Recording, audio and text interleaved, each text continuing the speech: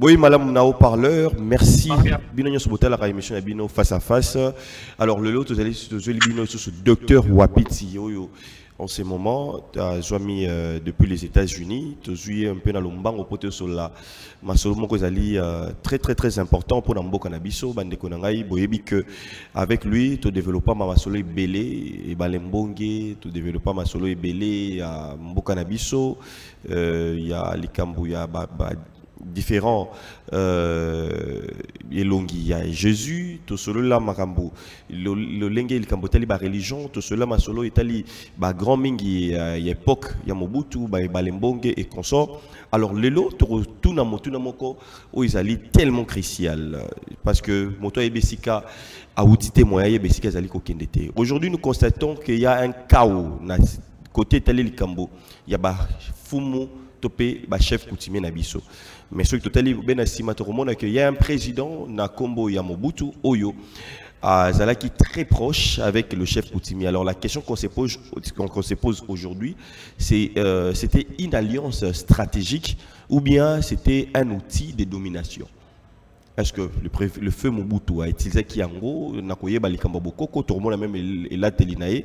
Est-ce que c'était pour que Zaki stratégie Yamboka tout le monde à un certain moment avec Kosenga el Kambuya retour à l'authenticité, recours à l'authenticité, c'est lui qui prenait de conseils.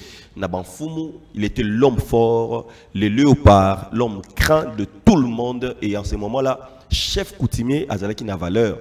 Batoussé Bamoni, chef coutumier, c'est Ngeli Babanga. Mais Lélo, qu'est-ce qui se passe? Nous resolverons ensemble, na docteur Wapiti, Tokyo Wapiti, Mbote, ou plus vite, docteur Wapiti, Mbote Nayo. Oui, Mbote, frère Mukendi, Mbote. Voilà, Mikolo Belé, Bandeko Basenga qui lisusu que Toko Rosolo là, mais Nengeni nous se portait bien, Toko Rampé Koyeba quoi dans l'ensemble. Oui, dans l'ensemble de Gomo Merveille, je me porte très bien. Nazali n'a problème mon côté. Au niveau, il y a santé ça au top. Toujours 3 fois par semaine pour maintenir mon corps en parfaite forme.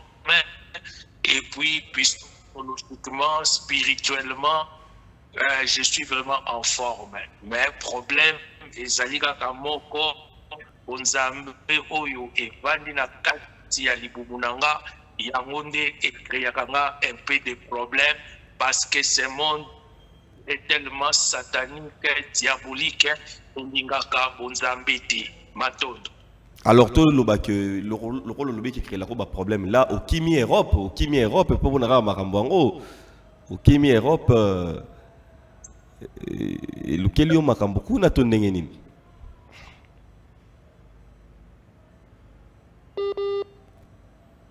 Principal. Alors, docteur Wapiti. Europe, en Belgique,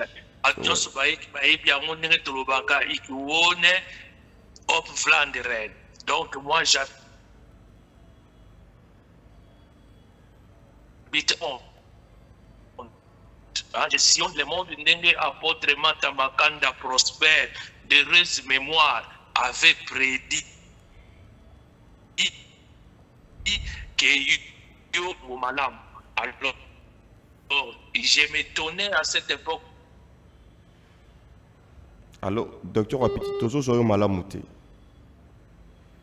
Toujours soyons malamou mingité, on ne sait pas. On peut. Là, on est à 80. Oh là là, on va voir un peu ce qui se passe. Et tantôt qu'on rejoint vraiment malam. Vraiment, Bandekwaza pour déclarer les Kambu au Italie sans. Alors, on va revenir beaucoup plus avec Dr Wapiti. Il est là maintenant. Je pense que Toko Joye Malam maintenant. Voilà. Tu continues l'émission à Bisso. Alors, Dr Wapiti, tu as dit que tu as sous Malamouté. Tu as dit que tu as Malamouté, tu as un peu moins de Sima.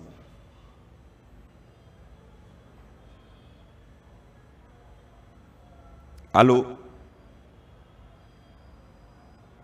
Allô? Allô? Oui, allô? Oui, allô, docteur Wapiti. Tu as dit que vous avez sous malam monté. Vous avez un peu monté na sima pour tous malam. Voilà. Na vous avez un peu na maman quand vous avez un peu na moi sima pour tous malam tout avancer.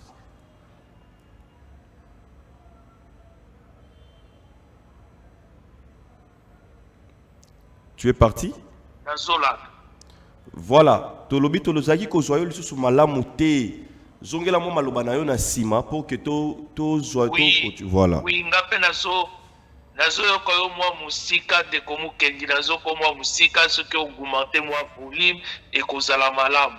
Donc je disais ceci, je disais que moi je suis en train de sillonner le monde pour enseigner la news christique qui m'a été léguée.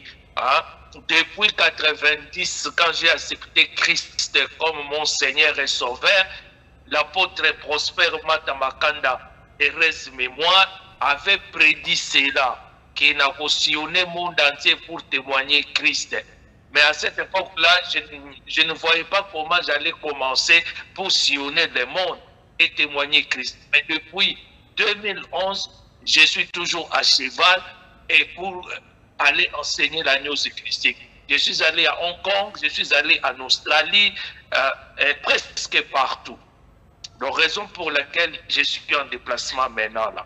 Et à la fin, je dois retourner chez moi parce que ma résidence principale est en Belgique, en Flandre. Voilà. Alors, première question là, tu as acquis juste un biscuit. Ou bien toujours ceux qui ont coutani et s'en rampebo, tout le belalicambota, les peu actualité. Tu as dit déjà dans les Cambo Italie indépendance yambo cannabiso. To ko sepela yango, je crois 67 ans. Déjà, l'olengo zali ko monde la mboka na ba indépendance ozoya kalaté dans quelques jours, tu zo sepela yango. Docteur Wapiti, vous allez fier en tant que Congolais. Mboka na yo isika bakunda motolo ya ba motolo na yo. Tu allez ko kene malamu, tu allez ko kene mabe. Matondo ndeko Mukenzi na pesi na numbote na batu ya haut-parleur nyonso toute l'équipe technique na pesi mbote na ba téléspectateurs ba youtubeurs nyonso tout oyo baza kolanda pe ba kolanda émission oyo. Qu'est-ce que vous voulez qu'on puisse dire? Notre problème a commencé depuis cette indépendance le 30 juin 1960. Nasina lobela makambo oyo ebele. Selon moi, pour Nangaï, avec toutes les recherches que j'ai déjà effectuées jusqu'à ce jour, on nous a donné une indépendance précoce, alors qu'on n'était pas encore prêt pour prendre la direction des choses publiques. Parce qu'à l'époque, les Belges n'avaient pas formé une équipe d'élite qui devait prendre la relève. Mon équipe wana ezalaka formée. D'ailleurs, ministre de la colonie Van Emlek alobaki yango alobi te topesa bango indépendance sikoyo te tozela dans 10-15 ans pour permettre biso de former ba remplaçants, de former ba corps d'élite oyo bakoya kozwa relève parce que jusque là administrativement, politiquement biso kaka ba Belge mutu toza ko gérer yango. Mais ba papa na biso ba Lumumba comme ba utaki déjà na Ghana, ba monaki makambo elekaki na Ghana na ba Nkrumah, bango ba précipitaki indépendance. Ne ba yaki ko changer ministre ya colonie. Ministre ya colonie Van Emlek azalaki démissionnaire oyo ba yaki ko faire remplacer ye mutayaki na likanisi wana lobi non. Donc, quand on a exigé indépendance, mais jusque-là, le corps d'élite, mon côté, au format qui, pour qu'on soit relève, il y a qu'on gérer les choses publiques. L'air, qu'on soit en haut, bakoye bandenge ya kosalate tango bakoye bandenge ya kosalate bakozonge la biso poto lakisa bango ndenge ya kosala nde place wana sikoto kozwa bango lisusu malamu ndo moni bapesaka indépendance wana bapesaka yango te vraiment pour rendre biso indépendant. Mais c'était un piège. et papa na biso batombaki na kati ya piège wana et piège wana ti lelo nanu tomi bimisité.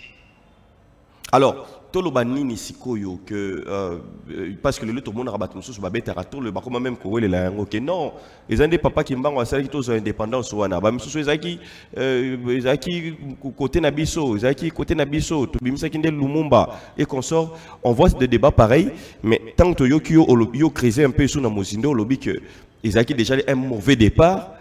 Tolo ba que nabaye onyo so bakanisa bongo bazo babetela rango neti tolo neti que ezali juste premier pas ya indépendance et quelque indépendance spirituelle. Mais yo lobi que même wana indépendance tout le monde ezali biaisé, c'est-à-dire qu'on doit s'attendre à indépendance il y a solo ou comment? Mais c'est un peu ça, mon frère Mukendi. Au monito bimanakati ya fanatisme. Parce que fanatisme est randaka mutu aveugle. Zoza fanatique ya mutu okomona suma bena ete yokomona makamba bia zo sala ata zo sala malamu te. Où ça nous a conduit cette indépendance? Est-ce qu'indépendance là de 1960 jusqu'en ces jours et même biso na émergence et même biso na émergence te? C'est le maréchal Mobutu qui avait compris qu'il y avait un vide politique. Il y avait un vide parce que économiquement bango kaka mutu bazalaki ko gérer masolo makamu noso esengela ki basala ba pasaka na Belgique, il fallait Belgique a joué comme un commissionnaire. Vous ne pouvez pas faire quelque chose au Congo ou au Zaïre à l'époque sans passer par la Belgique. La Belgique qui jouait toujours l'intermédiaire, et en jouant l'intermédiaire, la Belgique bénéficiait d'une grande autonomie ya kosala ndenge alingi. Même jusqu'en ces jours, vous ne pouvez pas faire quelque chose au Congo si vous ne passez pas par la Belgique, si la Belgique ne vous accepte pas. Vous avez Or, ça c'est quel genre d'indépendance? Celle ma fanatique, comme on a clarté, comme on a réalité à ma soluté. On a donné l'indépendance à nos papas qui n'étaient pas préparés pour gérer les choses publiques. Bazala qui préparait où? Bazala qui préparait où? Bazera qui déjà nini avant que nous ayons indépendance. C'est ça, quand on va passer au pouvoir, ils ont commencé à tâtonner avec les pouvoirs. Le président Kassafou ne savait pas son rôle, le premier ministre ne connaissait pas ce qu'il devait faire. C'est ça ce que le président Mobutu déclara en 1965 pendant qu'il a commis cette coup d'État. C'était ça. Je ne pouvais pas accepter que le premier ministre va au Kantachi prendre un caporal, faire de lui un capitaine. Sans me consulter, moi, chef d'état-major.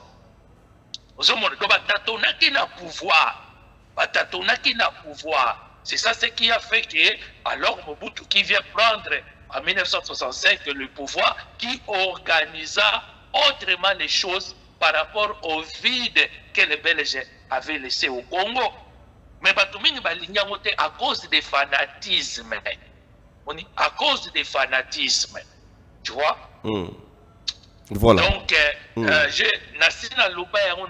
tragédie congolaise.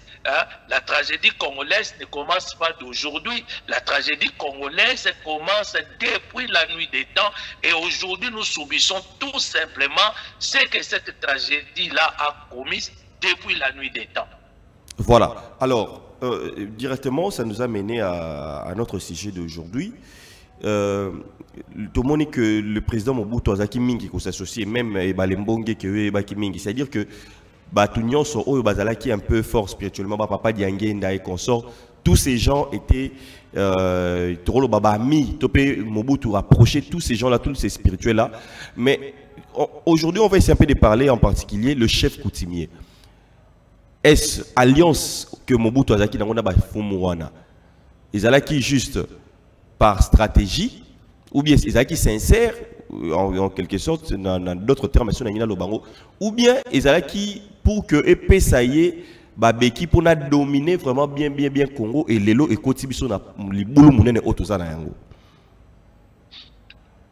Matondo ndeko Mukendi na ko rectifier le komoko oyo uti kolobake Maréchal Mobutu azalaki pe ko se confier ni Balembonge. Ça ce n'est pas vrai. Ça ce n'est pas vrai. Parce que tangu la Rose-Croix avec Papa Nabiso d'heureuse mémoire Kalonji Moulopwe, Kalonji Ditonga Moulopwe, qui était le représentant de la Rose-Croix à mort en Afrique centrale. Tangu biloko na ye ekangamaki na kati ya mise et pas ya Papa Balembonge. J'ai déjà raconté cette histoire, j'étais là présent. Et ça c'est que makambo ba raconter ngai nenge batuming baza ko raconter. Papa Kalonji Moulopwe Ditunga était allé voir le maréchal Mobutu pour lui expliquer que on devait arrêter Papa Balembonge parce qu'il est en train de confisquer les manuels ésotériques rosicruciennes. Alors Mobutu alobaki na jamais soki yaza kokanga ba manuel na bino, c'est-à-dire azana nguya koleka bino siko to kokanga ye pourquoi. Tu vois, donc Mobutu c'était azalaki mutu moko pe très mystique. Ya lobaki bonga na ndima makambu ya zali kosala to longoli na diplomatie. Donc balongola ki Papa Balembonge na diplomatie, atikalaki capitaine simple na police et après la gendarmerie na police, après que a souffraki mingi Mobutu alobi non botika ye asala makambu na ye aza kosala. Jusqu'à ce qu'il a récupéré qui va officier au bazalaki na Suisse atteint de VH. À cette époque-là, la VH zalaki ko beta makasi. Ayaki na bango na kata lopangu abisoki abikisi bango ngande sikoyo na konzima ye. Tu vois, c'était quelqu'un de pragmatique. Donc, batongo babikaki kozonga ke Papa Diangenda Kutima de mémoire, il fit conseiller spirituel ya Mobutu parce que lui-même qui avait prophétisé, Mobutu était encore journaliste qui écrivait beaucoup des articles relatifs à l'église kimbanguiste, l'église qui était dans un problème belé, mais Mobutu n'avait pas peur d'écrire. C'est après que Papa Diangenda avait prophétisé sur lui que vous serez président dans ce pays. Et quand vous serez président, n'oubliez pas la cause kimbanguiste. Donc, Azalaki toujours conseillé jusqu'au dernier moment, Mobutu Azoki ba chemin mususu a atikaki ba Papa Diangenda Kutima. Mais le problème, il y a un chef coutumier, c'était quoi? Mobutu était très malin, très intelligent et très diplomatique. Il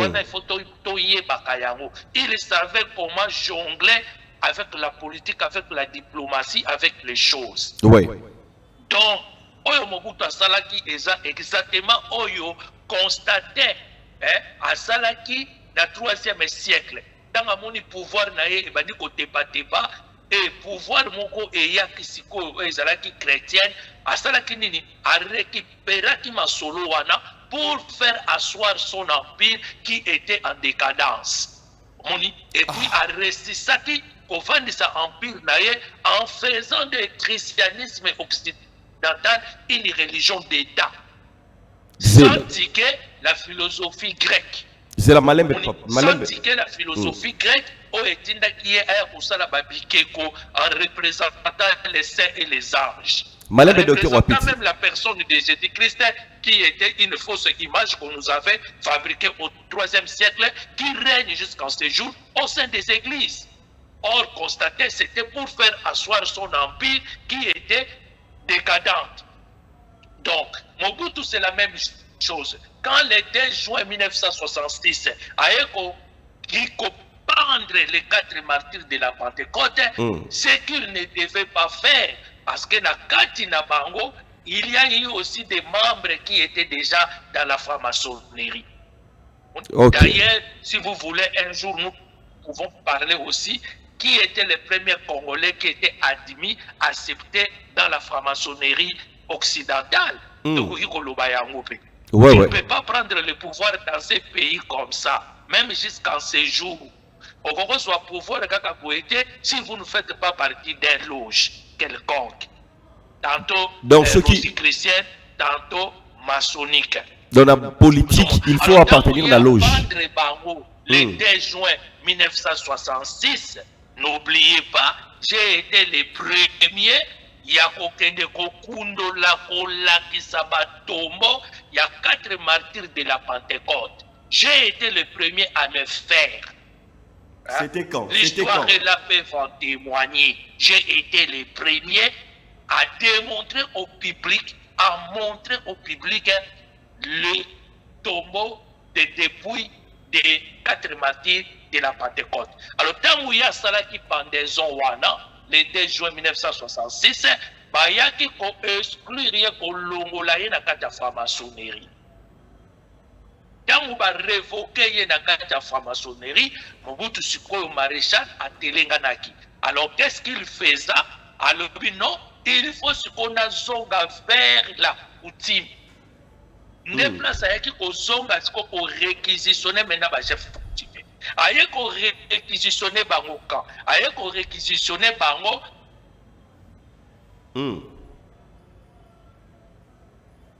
Akena bandundu, tango akena bandundu, ba chef ba yende bazalaki ko ba ko yambaye, ba pesa yembote, le chef kumbana yaba pende atikali Mobutu liboko. Mobutu atikali na liboko ya pamba. Nzoto ya chef kumbana etelemi liboko elongwe etikali na liboko ya Mobutu na mbote. Mobutu amonango bizarre. Amonango no bato bazana ba pouvoir moko boye oyo nga na kozana ko pe besoin.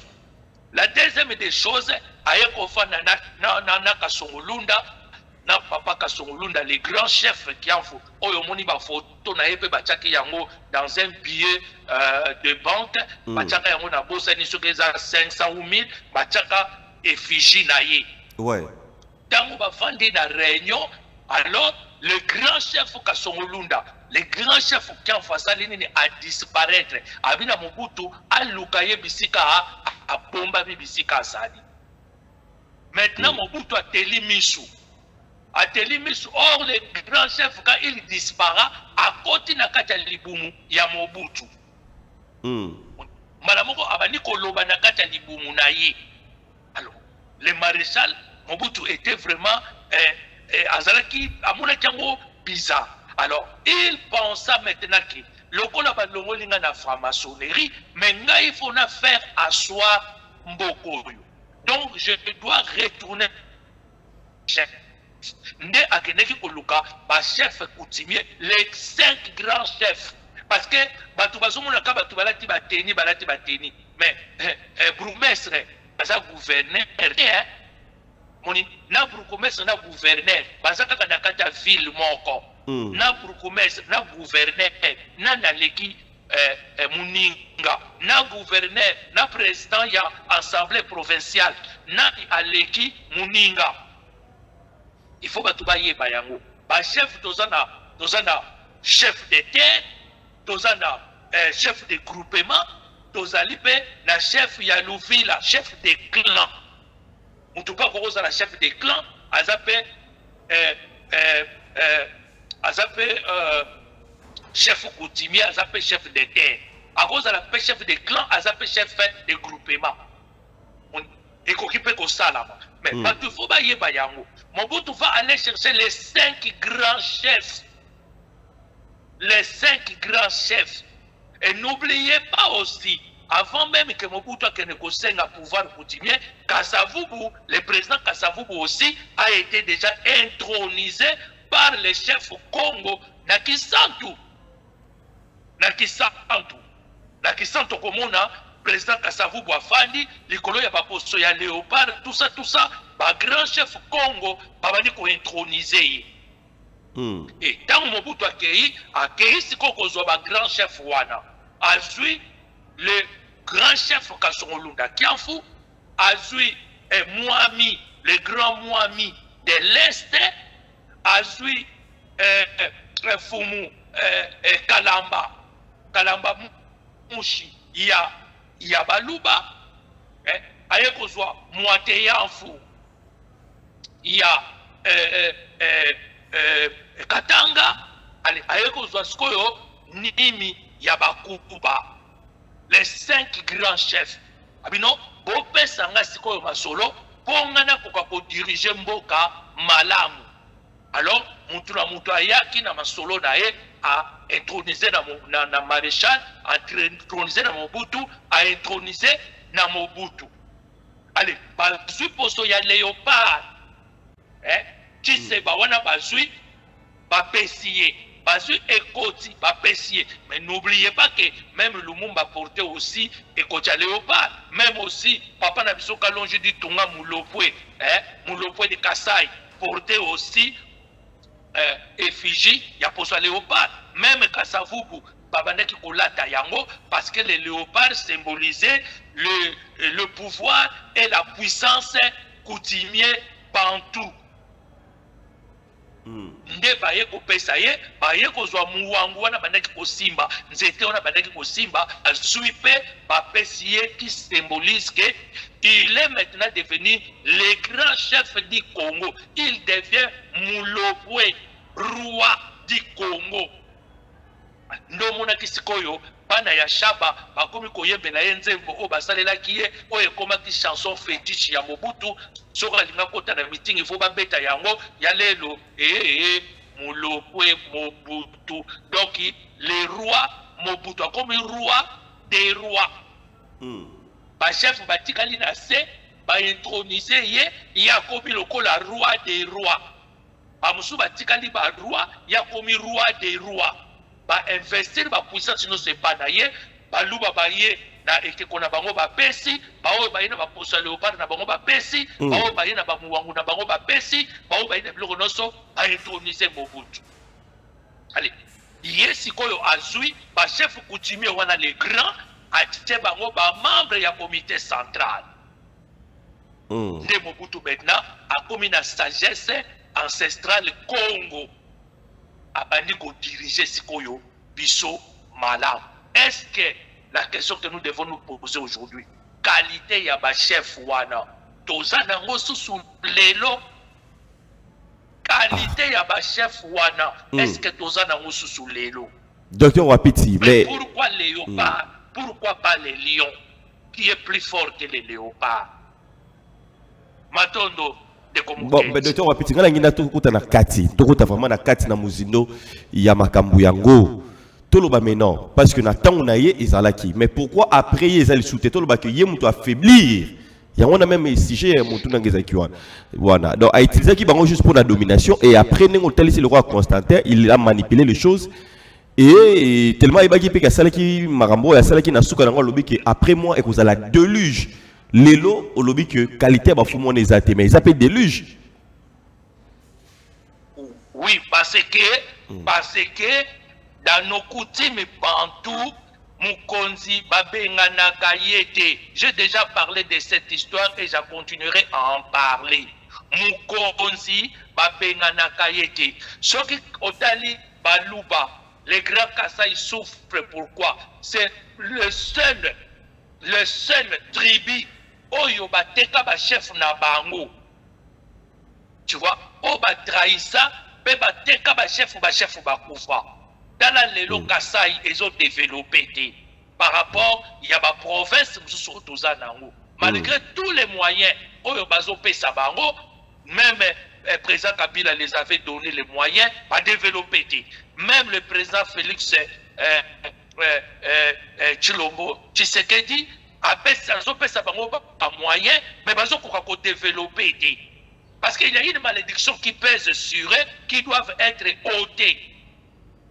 Maintenant, chef Babengana Kayete, avant le maréchal quitte ce pays, Azalaki akutanaki na Kianfu. Akutani na les grands Kianfu. Alors, Ariebisi yeke, peuple a l'inga susute, ngai nazo kende. Kianfu asalaki nini? Ajaki ye lupemba.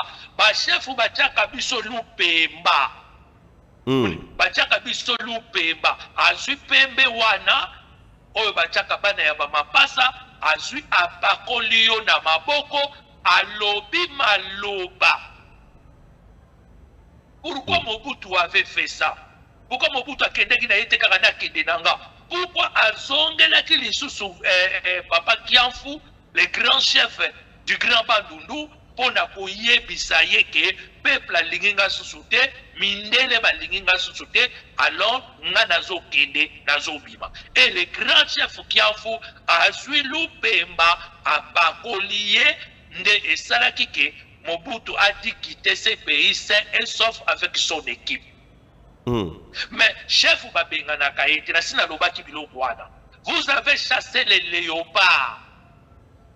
Le léopard maintenant est enchaîné, endormi au Maroc.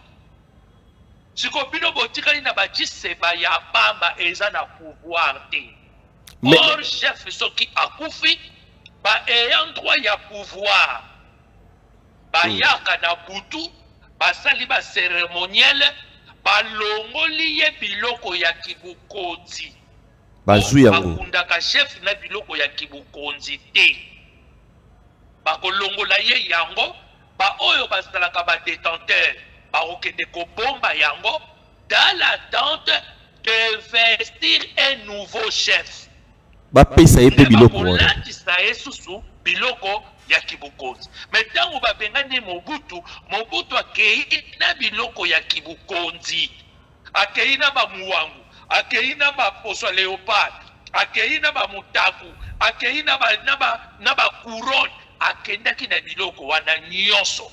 Donc pour dire remise et reprise de pouvoir ancestral n'ont pas eu lieu. C'est ça qui crée un vide aujourd'hui. Mais non, docteur Wapiti. Aurait ba chef ou ba kotisika majoritairement tous on a ba chef moko sans formation. Avant qu'il na poto ayeka ka introniser ye. Non, un chef doit être aux côtés d'un ancien chef pour apprendre comment gérer les choses. Ce qui est bon, mutu na poto ba ko introniser été, docteur Wapiti. Allô? Donc, ce qui na poto baroki ko introniser était ou comment pour na nengo solo ba que chef coutumier ya solo il faut azalana oyo. Il doit passer un moment d'initiation. Il faut passer un moment d'initiation ayeba ndenge nini ayeba biloko ya pouvoir, ayeba mibeko ya pouvoir, ayeba bantiku ya pouvoir, ayeba ba interdit ya pouvoir, ayeba comment exercer le pouvoir. A kolekisa un temps mongo ya initiation. Alors que oya fande ki pene ya chef a ko préparé comme successeur légal, il est déjà depuis jeunesse na ye azala ki déjà pour apprendre biloko misala ya kibukonzi. Souvent ba ye sans initiation. Madame ko ba biloko ya kibukonzi ba latisie, il commence à tâtonner. Il commence à tâtonner avec le pouvoir. Vous comprenez? Là, c'est un problème des autres salaires. Il faut une initiation. Par exemple, c'est comme un pasteur qui prend la Bible et qui se lève un beau matin que Dieu m'a dit et qui commence à gérer les choses de l'église.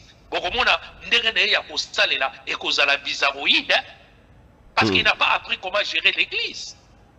Comment conduire une église. Donc, c'est un peu ça. Maintenant, biloko wana ba kenango na Maroc. Question maintenant, est-ce que ça kaka na Maroc ou bien c'est bima na Maroc? Mais est-ce que mais docteur Wapiti, je me réserve de répondre à cette question. Mais est-ce que peut kenaka Maroc? Parce que ce qui kenaka Maroc to loba que faut tout na mama Bobila dawa. Mais est-ce que kenaka peut Maroc? Oui, d'ailleurs, qui vient de Motuna d'abord. Motuna ezali que est-ce que biloko wana vraiment et kendaka Maroc, Mobutu kendaka na Maroc? Parce que soka kendaka na Maroc, c'est qu'il faut tout na moi si akendaki na Maroc, akendaki na Maroc, akendaki na Maroc. Mais question ezali, est-ce que eza toujours na Maroc? C'est ça aussi la grande question. C'est bima Maroc. Ce qui est bima Maroc et Zawabi qui détient ça. Mais ceux qui sont en Congo, ils sont en Mboka. J'avais dit ceci j'avais dit ceci en 2011 pendant que Papa Tshisekedi wa Mulumba Nyunywa Maywa Mukamba, des restes mémoire que son âme repose en paix auprès de ses ancêtres. à côté qui n'a qu'à dire élection à Joseph Kabila. Naloba qui si on ne ramène pas la dépouille du président Mobutu Sese Seko Kuku Ngwenzapanga dans la terre de ses ancêtres, le Congo ne reconnaîtra jamais la paix. Pendant wana tilelo, Congo est na kimia. Congo est na kimia. Mais bah, chef. En 2011, j'avais déclaré ça. Soki ba kumemanzoto wana te, avec les honneurs dits d'un chef. Ouais. Biso nde toyeba esika bakocha yango. Ngai nde na yebi bisika bakocha yango parce que c'est moi qui avais prononcé cette parole. Si on ne ramène pas le corps du maréchal dans la terre de ses ancêtres, le Congo ne reconnaîtra jamais la paix. Babani ko sala ba plaja. Bazuma loba nanga ba komo sala nango ba plaja.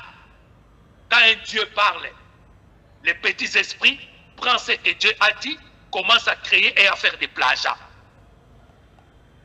Et ça bongo, hein? Et ça bongo. Avant moi qui avait dit ça.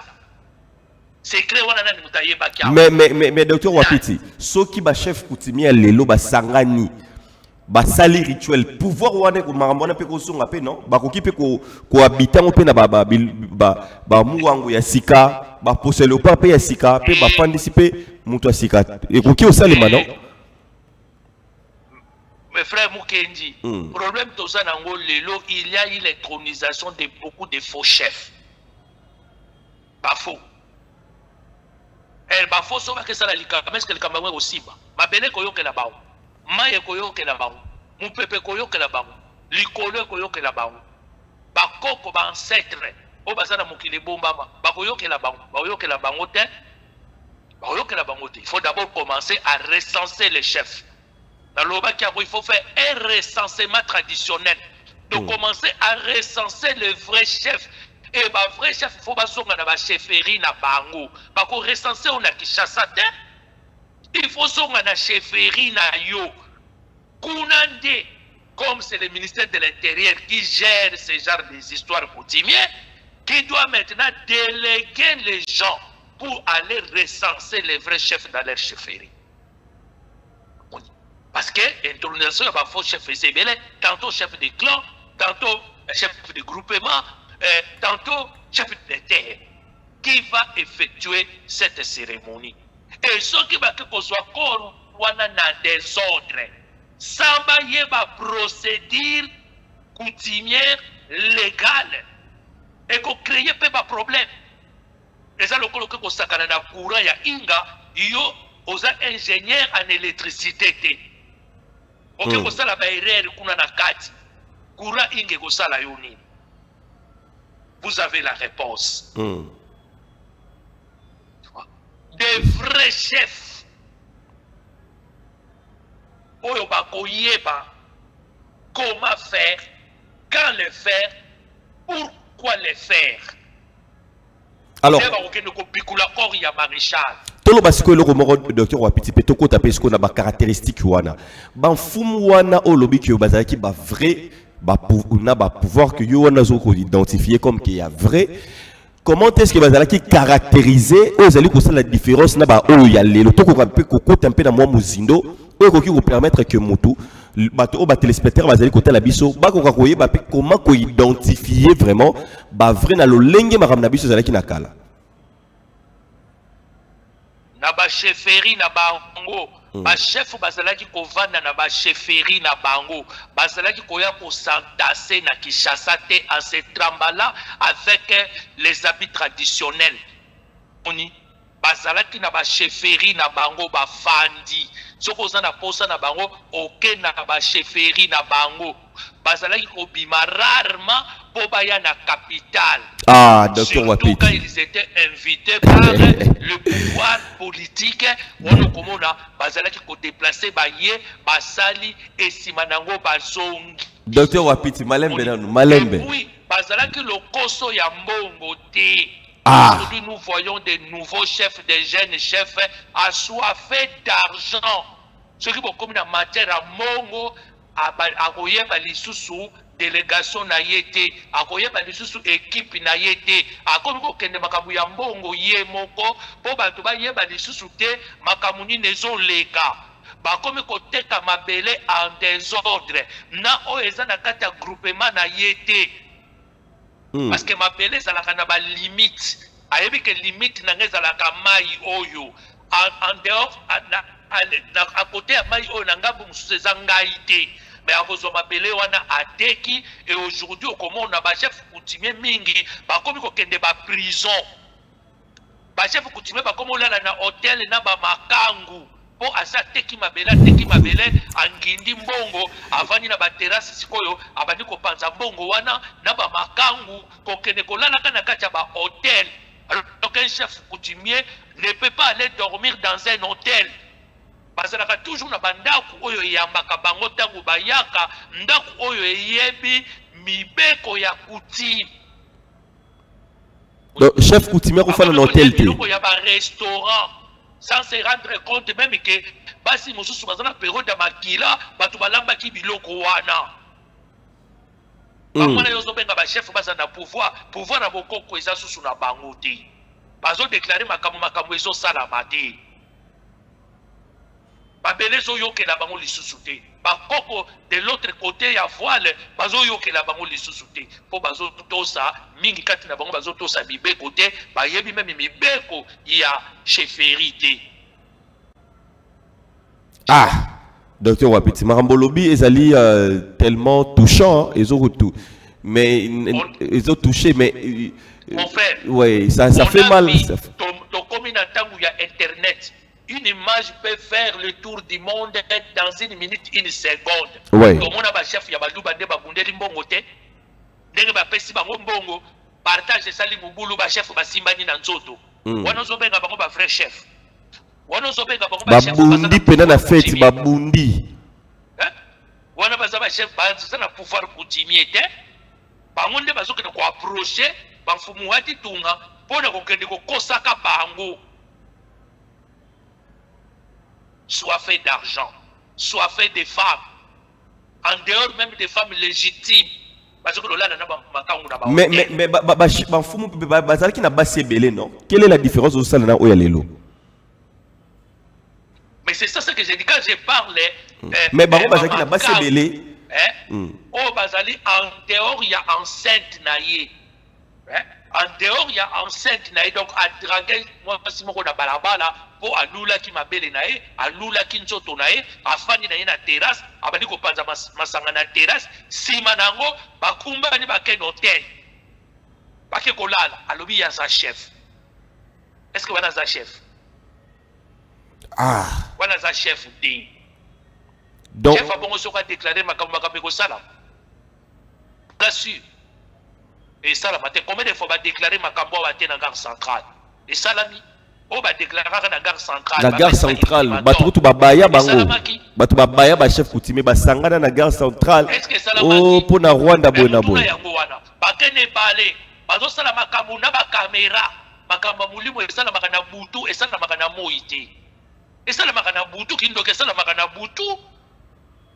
Pas aux yeux de tout le monde. Voilà ba impressionniste.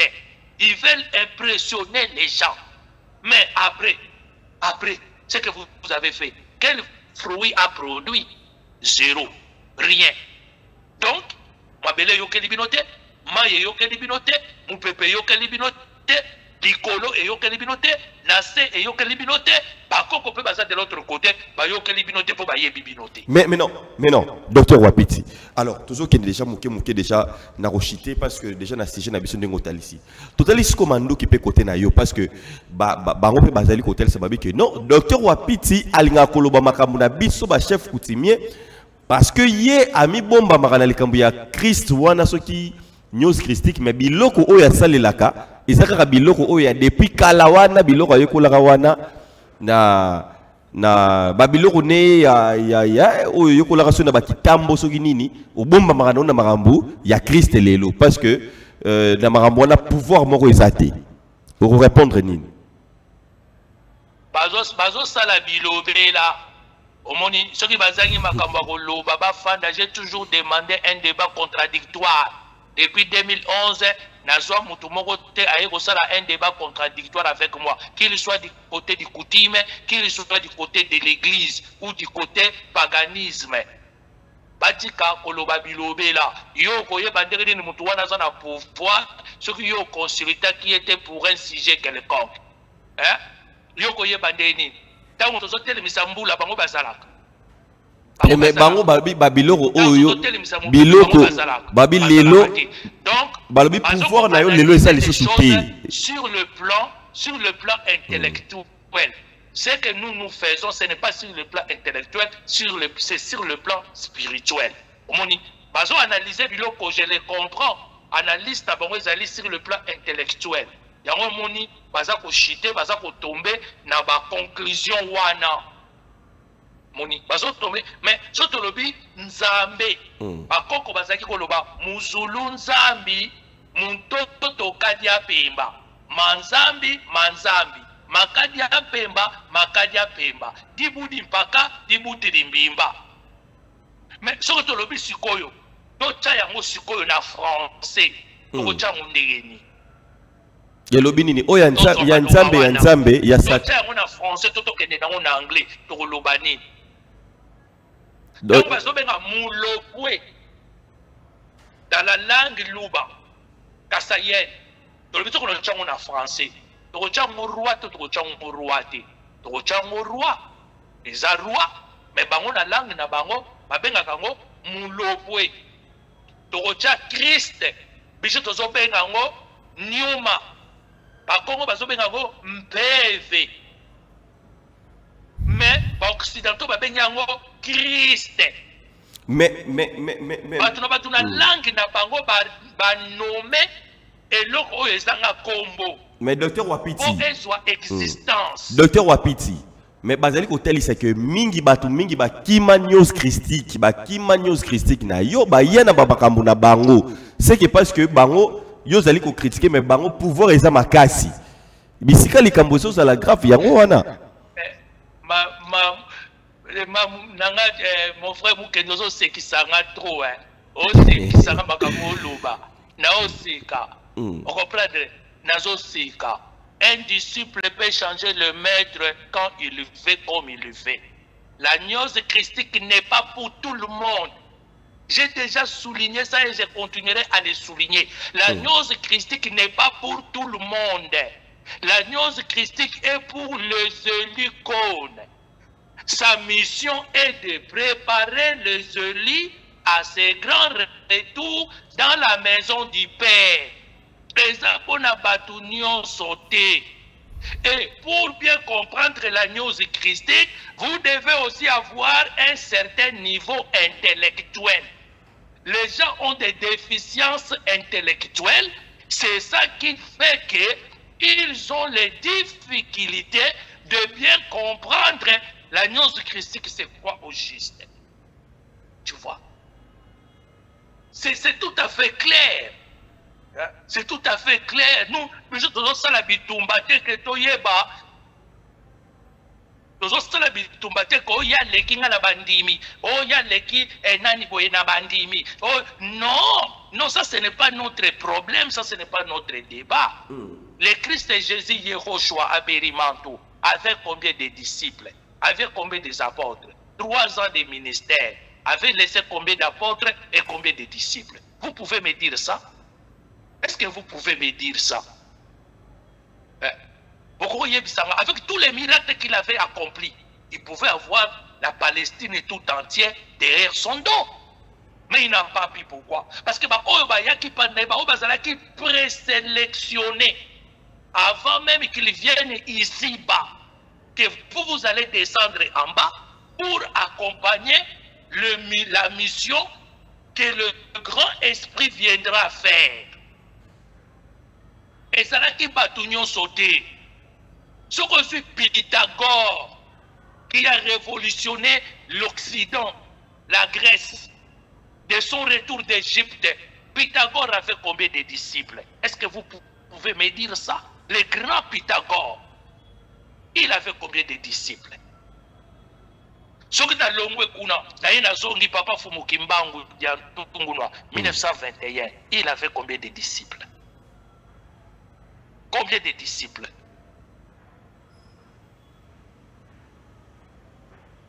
J'ai souligné ceci, nous avons 3 ou 4 types de personnes qui viennent vers la news christique. 1, les gens qui viennent pour seulement leurs besoins spirituels. Donc on peut savoir besoins spirituels si Dieu le permet. Et puis au son na lingomba na bino, biso tokokanga yo te yo na lingomba na biso, ndenge prophète Mohammed sallallahu alayhi wa sallam, que son âme repose en paix, que la bénédiction de Allah soit sur lui, avait mentionné sur les sourates kafiruna. La kumudikum wali yadinye. Komemanga na lingomba na binote, ngape na komema yo na lingomba na bisote. Mutu na mutu atikala na lingomba na ye. La kumudikum wali yadinye.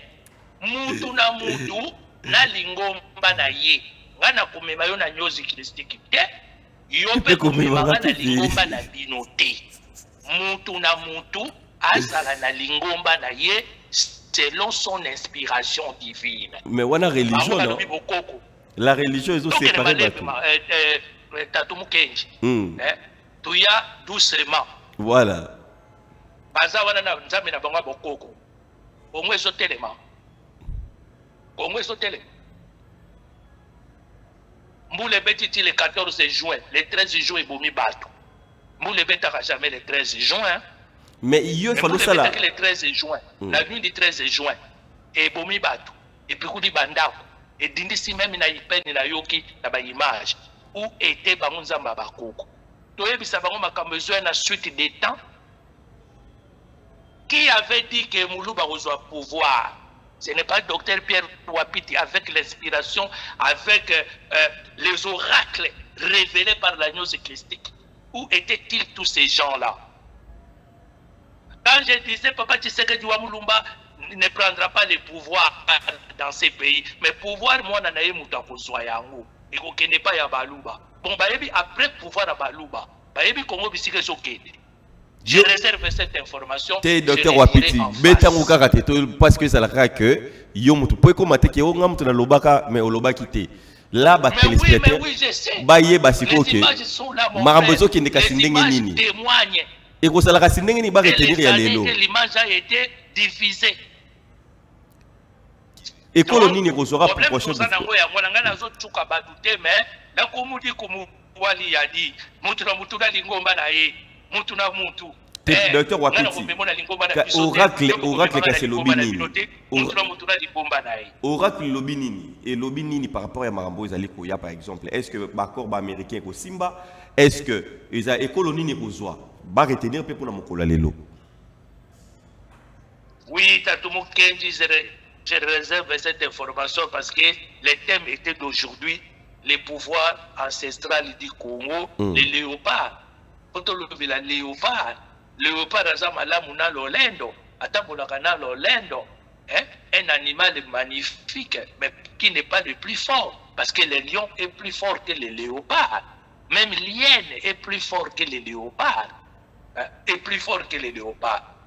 Voilà, alors. On a dit que le léopard comme totem d'abisso. Mais le léopard pour sonner sa tâche-tâche. Le léopard pour sonner sa tâche-tâche. Jérémie 13, et je l'ai vu caractéristique, il y a le léopard. Le léopard ne change jamais sa peau. Ma faute n'a pas changé jamais. Ma peine n'a pas changé jamais. Ma tâche. Oh, il va dire la peau. Voilà, alors, docteur Wapiti. Du pouvoir bantou. Voilà, docteur Wapiti. Le pouvoir bantou qui est positionné sur le léopard. Est-ce que le léopard c'est un bon animal? Voilà, toi qui es molo pour que tu puisses comprendre. Ma question maintenant, parce que na point on a pédagogé tout le bail trop solango, na simba yango bien. Tout le monde a ramboka na biso, surtout tel na histoire na biso, tout changera mingi. Et à un moment ils allaient simba, un moment léopard. D'abord, le roi tout seul la pouvoir ancestral ne tout le bail tout côté lelo. Le roi là, ngezo ça l'a plaisir parce que au yebi ba bon, au yebi pena marambo oyo ke singa rapport na pouvoir ancestral la biso bien que yo ou tika na yo yango yo lobi ou beni na yo news christique mais tout sera d'abord na wana à la base à l'origine tous à la léopard tous à la lion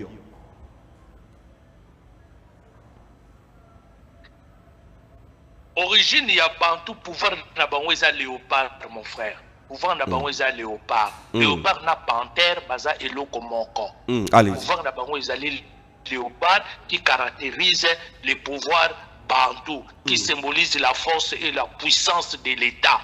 Eza léopard. Eza biso moko kaka awa na Congo te. Même au na Congo Brazzaville, même au na Afrique du Sud. Bango pe kaka ezali kaka léopard. Ba chef ba sabiyaka toujours en peau de léopard. Moni ne musée mutayaki na lion. Tango musée ayaki à bannir léopard aye na lion. Est-ce que c'était une bonne chose ou une mauvaise? Nous avons on a parlé ezaki na ba effigie ya ba lion mi balé. Oye ayaki na symbole wana ya lion. Est-ce que Zalaki m'appelle ou bien il voulait porter un changement? Baboyi changement wana bazongi sibiso toujours na makambu ya kala.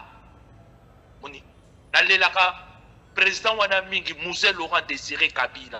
Tu vois, tant que nous avons ba image nae, tant que nous avons ba nzemone sur le franc congolais, si tout ça et tchakanga maya misu. Mzee Laurent Désiré Kabila. Pourquoi ayaki na lion alingi alongola ki léopard? Léopard a changé kaba bena yete, batashi tasha noir kangama ye na poso.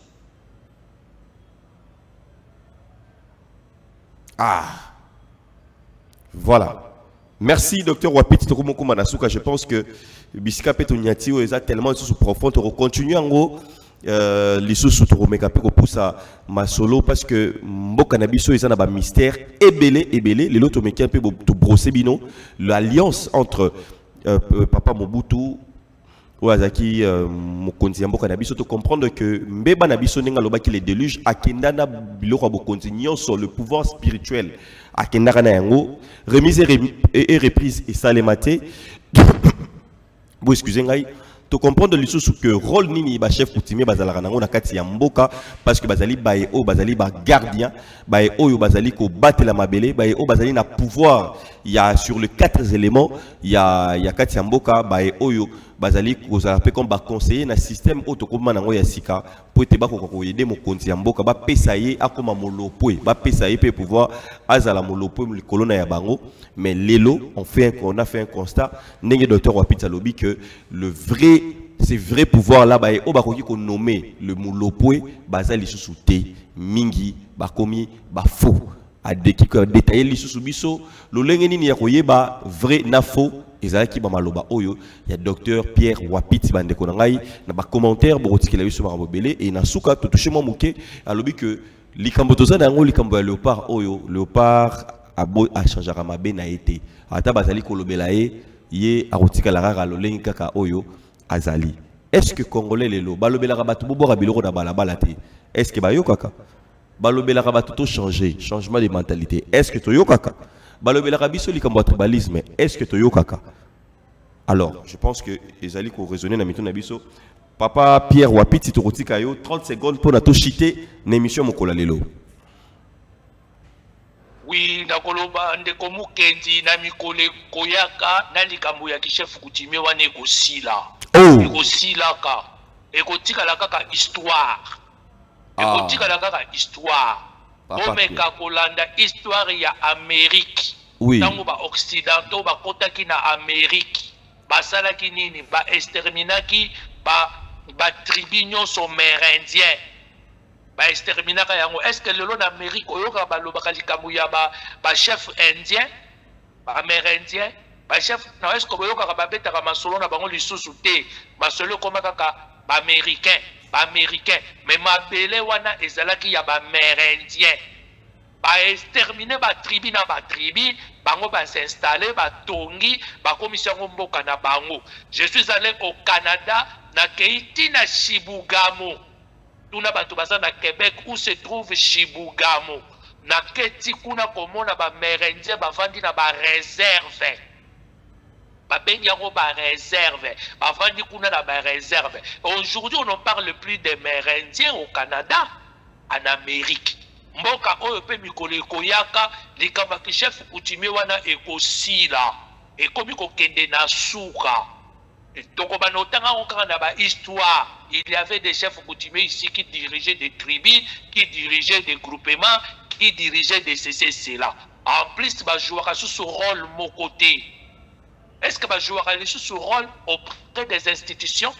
Bah jouer sous ce rôle, hein? Bah jouer sous ce rôle mon côté. Rôle n'a pas comme un protocolaire. Et comme un protocolaire, tu vois. Ah. Na mikoleza koyaka ekozala lisusu te ekosila. Pour retenir makambo nazolo melabino c'est une révélation. Tamu susungai wapiti na kozala lisusu te na mokili oyo emonanaka na kokende déjà na mokili bomba mako continuer vie nanga. Makambo ki chef wana ekosila na mikolo ezoya ekosila. Et je réserve cette information pour les dire dans une émission face à face. Où va le Congo et quel sera le Congo du demain? Voilà. Vous voyez, Sabino Bozo, notre journaliste. N'est-ce pas qui président saison qui n'est pas Yabaluba, Batubandima quitté et qui n'est pas Yabaluba. Et Fandi pas Yabaluba, Tina 2027. Motarosimba Fatite, Tina 2027. En 2027, notre recommande à Souka, il y a pouvoir Yabaluba. Et après 2027, il y a 2026, c'est que vous allez très agité. Et vous avez une agitation et belé. Et vous allez le soso na kati ya liaki, alingi amibimisa, akomi ko bouger maki, akomi ko bouger liaki, akomi ko pona apanza koki wana abima.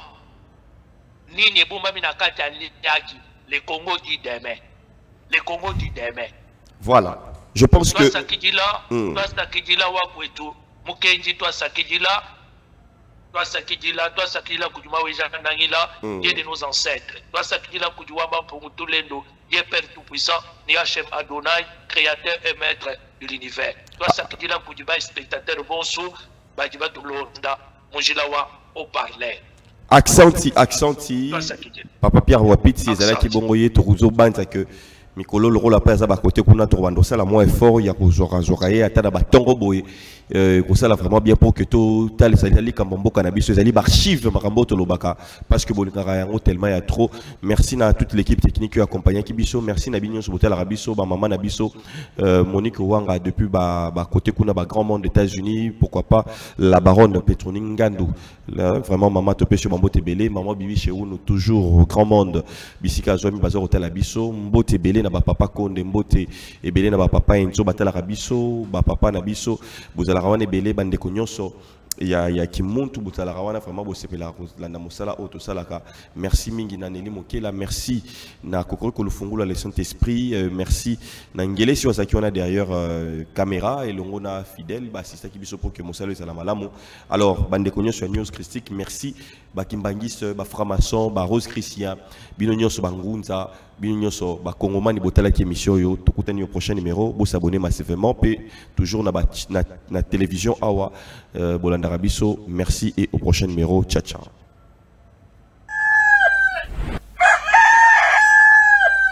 Debout, Congolais,